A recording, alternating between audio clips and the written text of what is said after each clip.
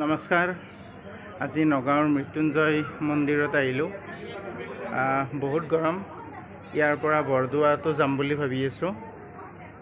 গতিকে এতিয়া মৃত্যুঞ্জয় মন্দিৰ আহি পাইছোঁ। আহি পাই সেৱা কৰিলোঁ। গোটেই পৰিৱেশটো মই দেখুৱাম বাৰু। বহুত গৰম লাগিছে, চোকা ৰ'দ। দেখুৱাই আছোঁ মই এতিয়া গোটেই মন্দিৰটো। বিৰাট ভাল পৰিৱেশ। এই মন্দিৰটোত বহুদিনৰ পৰা আহিম বুলি ভাবি আছিলোঁ, অহা হোৱা নাছিল। মাজতে দুজনমান বন্ধুৱে লগো কৰিছিল, কিন্তু মই ব্যক্তিগত অসুবিধাৰ কাৰণে আহিব পৰা নাছিলোঁ। আজি কিন্তু গৰম হ'লেও তাৰমানে আহিম বুলি ভাবিছোঁৱেই। আৰু এনেকৈ থাকিলেও নহয়, আমি এইবিলাক চাবও লাগে, ভাল লাগে।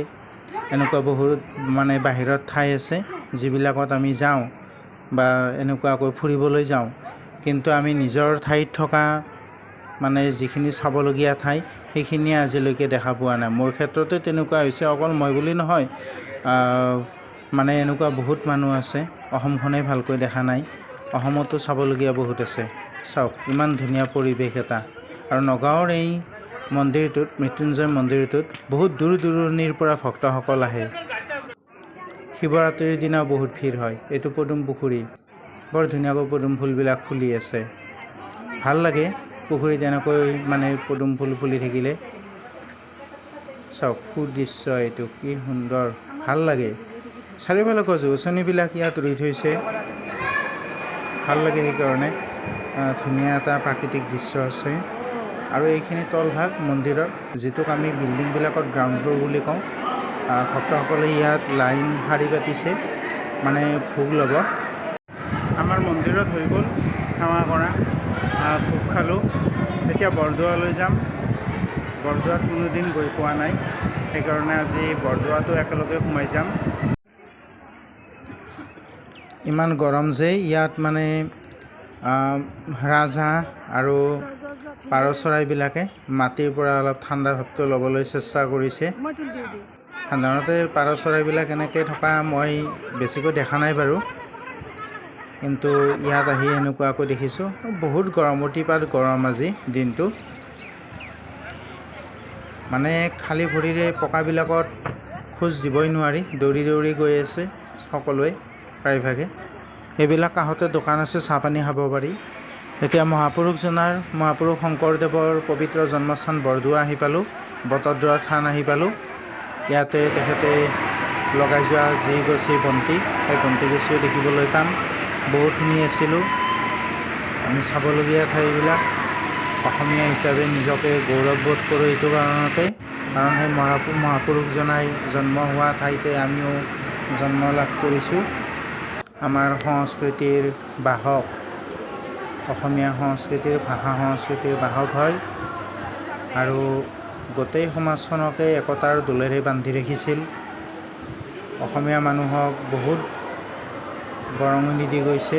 অসমীয়া সমাজখনক, সংস্কৃতিক এখন থাপনা হয়, আৰু থাপনাৰ কাষেৰে এনেকৈ আগলৈ গ'লে তাত বন্তিগছি দেখিবলৈ পাম। ভক্তসকলে সেই বন্তিগছি নুমাবলৈ দিয়া নাই। সেইটো এটা আমাৰ সৌভাগ্য যে সেই বন্তিগছি আমি দেখিবলৈ পাই আছোঁ এতিয়াও।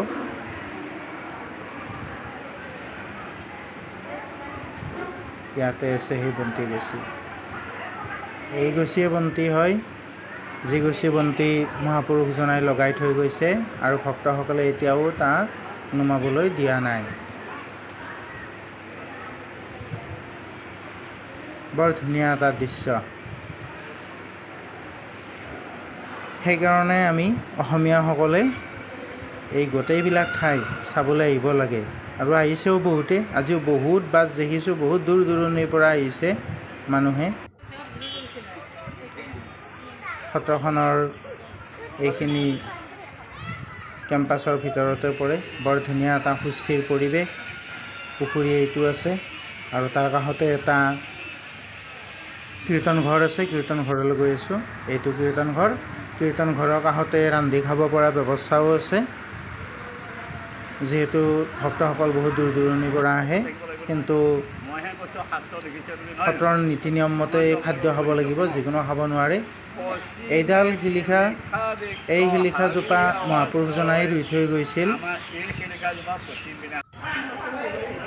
আৰু এইফালে গ'লে আগৰ ফালে দেখা পোৱা ঘৰটোত তাত প্ৰসাদ বিতৰণ কৰে, বহুতে প্ৰসাদ আগবঢ়ায়।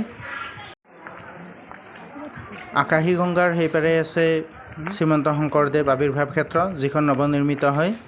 আৰু তাত থকা বিশেষ খোল আকৃতিৰ যিটো মানে প্ৰেক্ষাগৃহ, সেই প্ৰেক্ষাগৃহটো দেখুৱাম ইয়াৰ পিছৰ খণ্ডটিত। বহুত দীঘলীয়া হয় কাৰণে এটাই বনোৱা নাই, মই ভিডিঅ' ভাগ ভাগ কৰি দিছোঁ। এইটোৱে হৈছে আকাশী গংগা, আৰু জুম কৰি দেখুৱাম মই সেইটো মানে প্ৰেক্ষাগৃহকেইটাৰ ওপৰৰ খণ্ডটো অলপ ইয়াৰ পৰা দেখা যায়। এইটো খোল আকৃতিৰ প্ৰেক্ষাগৃহ। ইয়াৰ পিছৰ খণ্ডটোত দেখুৱাম গোটেইখিনি, চাবলৈ নাপাহৰিব। বহুত ভাল লাগিল আজিৰ দিনটো। মৃত্যুঞ্জয় মন্দিৰ চালোঁ, তাৰপিছত ইয়াতে বটদ্ৰৱা থানত আহিলোঁ। মহাপুৰুষ জনাই নিজে ৰুই যোৱা শিলিখাজোপা দেখিলোঁ, সাঁচিপাতজোপা নাই বাৰু। মহাপুৰুষীয়া গোটেইখিনি পৰম্পৰা বজাই ৰাখিছে। ভিডিঅ'টো ভাল পালে লাইক কমেণ্ট শ্বেয়াৰ কৰি দিব, চেনেলটো ছাবস্ক্ৰাইব কৰি ৰাখিব। আজিৰ কাৰণে এইখিনিয়ে, ধন্যবাদ।